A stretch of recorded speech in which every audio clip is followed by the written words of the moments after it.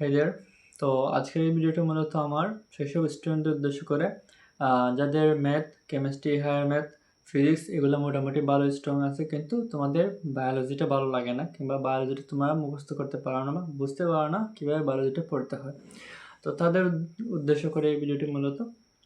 তো ধরো তুমি একটা অধ্যায় তোমার বায়োলজি শুরু করবে, শ্রেণীবিন্যাস অধ্যায়টা ধরলাম আমি। তো তখন কী করবে, তুমি যখন প্রথমবার এই অধ্যায়টা পড়ছো তখন তোমার এই অধ্যায়ে একটা লাইনও মুখস্থ করার দরকার নেই। তুমি জাস্ট এই অধ্যায়টা জাস্ট একটা রিডিং পড়বা। অর্থাৎ রিডিং পড়ার পর যখন তুমি রিডিং পড়বা এর পাশাপাশি এবং তোমার কাছে যে লাইনগুলো ইম্পর্টেন্ট মনে হবে সেই লাইনগুলো তুমি দাগিয়ে ফেলবা। তারপর যখন তুমি পরবর্তীতে আবার এই অধ্যায়টা শুরু করবে তখন তুমি জাস্ট এই ইম্পর্টেন্ট লাইনগুলোই পড়বা। যেহেতু তুমি এই ইম্পর্টেন্ট লাইনগুলো দাগিয়েছো অর্থাৎ তোমার সম্পূর্ণ অধ্যায়ের মোটেই মাত্র কিছু অংশই দাগানো হয়েছে, অর্থাৎ তুমি এই লাইনগুলো তুমি ইজিলি মনে রাখতে পারবা।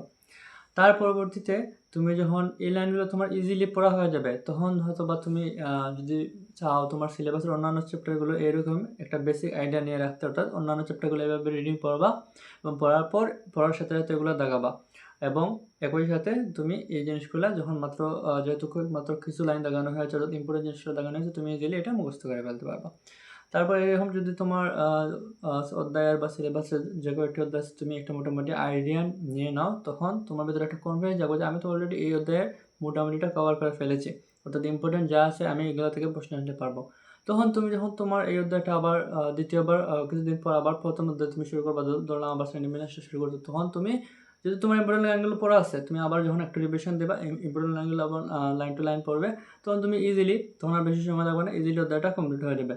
তখন তুমি কি করবে, যেহেতু আমি খুব তাড়াতাড়ি অধ্যায়টা শেষ করে ফেলেছি তখন তুমি তোমার এই ইম্পর্টেন্ট লাইনের পাশাপাশি আর অন্য কোন লাইনগুলো তোমার কাছে মনে হয় ইম্পর্টেন্ট সেগুলো পড়বা।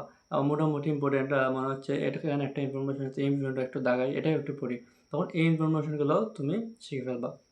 এভাবে যখন তোমার তোমার সাইড ইনফরমেশনগুলো তোমার শেখা হয়ে যাবে তখন এই আস্তে আস্তে তোমার তুমি বুঝতে পারবে যে তোমার অধ্যায় সম্পর্কে পুরোপুরি তুমি অবগত আছো। তারপর সিকিউর ব্যাপারটা কেমন, যে আমি শুধু ইম্পর্টেন্ট কি এমসিকিউ লাইনগুলোর উপর অবশ্যই না, সিকিউর ক্ষেত্রে তোমার অবশ্যই বোর্ড অ্যানালাইসিস করতে হবে।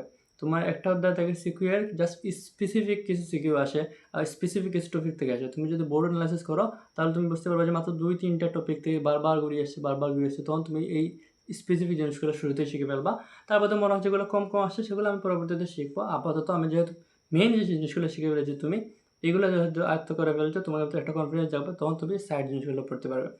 এবং এভাবে যখন তুমি একটা অধ্যায় কয়েকদিন পড়ার পর কয়েকবার পড়ার পর তখন ১ মাস, ২ মাস, ৩ মাস এভাবে যখন যাবে, যখন অনেকবার রিভিশন হয়ে যাবে তুমি দেখবে জাস্ট প্রথমে ইম্পর্টেন্ট লাইনগুলো পড়লাম, তারপর সাইড লাইনগুলো পড়লাম, তারপর সিকিউ পড়লাম, একটা অধ্যায় তোমার প্রতি বেশি সময় লাগবে না। জাস্ট ইম্পর্টেন্ট লাইনগুলো পড়তে তোমার ৫-৭ মিনিট, ১০ মিনিট আছে, ১০ মিনিটও লাগার কথা না। এভাবে তুমি একটা অধ্যায় খুব ভালোভাবে আয়ত্ত করে ফেলতে পারবে। অর্থাৎ তোমার এটাই আমি মনে করি একটা বায়োলজিতে একটা অধ্যায় এক্সপার্ট হওয়ার জন্য তুমি একটা ভালো ক্রাইটেরিয়া। তুমি একটা দিনে সারাদিন বসে না থেকে শুরুতে সবগুলো লাইন মুখস্থ না করে শুরুতে সবগুলো জিনিস কভার না করতে গিয়ে তুমি জাস্ট ধাপে ধাপে শিখবে। শুরুতে ইম্পর্টেন্ট জিনিস, তারপর সাইড জিনিসগুলো অবশ্যই সিকিউ তোমার বোর্ড অ্যানালাইসিস করে পড়বে, তাহলে it will be give you a good result. So আমি এই মেথডটা অ্যাপ্লাই করেছি আমার বেসিক্যালি এইচএসসি লাইফে।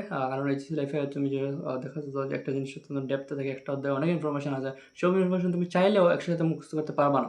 যেগুলো তোমার কাছে ইম্পর্টেন্ট মনে হয় শুরুতে এগুলো, তারপর সাইড, তারপরও তোমার যদি ইচ্ছে মনে হয় তারপর লাইন টু লাইন তুমি এগুলো তোমার আয়ত্তে আনতে পারবে। সো এই ভিডিওটা এতটুকুই। আশা করি তোমাদের এই পরামর্শটা আশা করি তোমাদের কাজে লাগবে যদি তোমরা তোমাদের পড়াশোনা অ্যাপ্লাই করো।